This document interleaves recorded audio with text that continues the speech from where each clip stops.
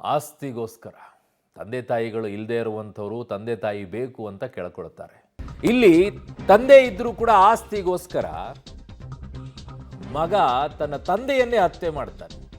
ನೀನಿದ್ದಾಗೇನು ಹೊತ್ಕೊಂಡು ಹೋಗ್ತೀಯೇನೋ ಆಸ್ತಿ, ಮೂರ್ಖ. ಹೆತ್ತವರನ್ನ ಕಳ್ಕೊಂಡಾಗ ಅದರ ನೋವೇನು ಅಂತ ನಿನಗೇನೋ ಗೊತ್ತಾಗ್ಬೇಕು. ಈಗ ಅವನ್ನ ಹುಡುಕ್ತಾ ಇದ್ದಾರಂತೆ, ಮೋಹನ್ನನ್ನ.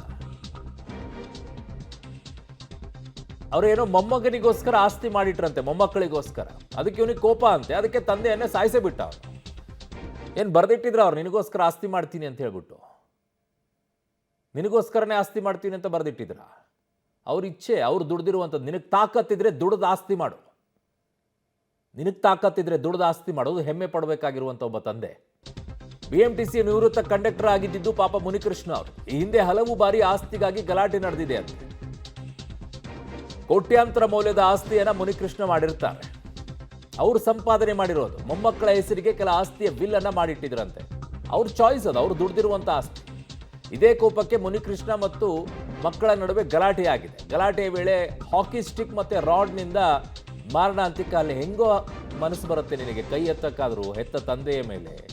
ನೀನು ಇಷ್ಟುದ್ದ ಬೆಳೆಯಕ್ಕೂ ಕಾರಣ ಅವರೇ, ಇಷ್ಟುದ್ದ ಶೋಕಿ ಮಾಡೋಕ್ಕೂ ಕಾರಣ ಅವರೇ. ಕಣ್ಣನಕ ಹಾಕ್ಕೊಂಡಿದೆಯಲ್ಲ ಕಣ್ಣಿಗೆ, ಈ ಮಟ್ಟಕ್ಕೆ ನಿಂತ್ಕೊಂಡು ಶೋ ಕೊಡೋಕ್ಕೂ ಕೂಡ ಕಾರಣ ಅವರೇ.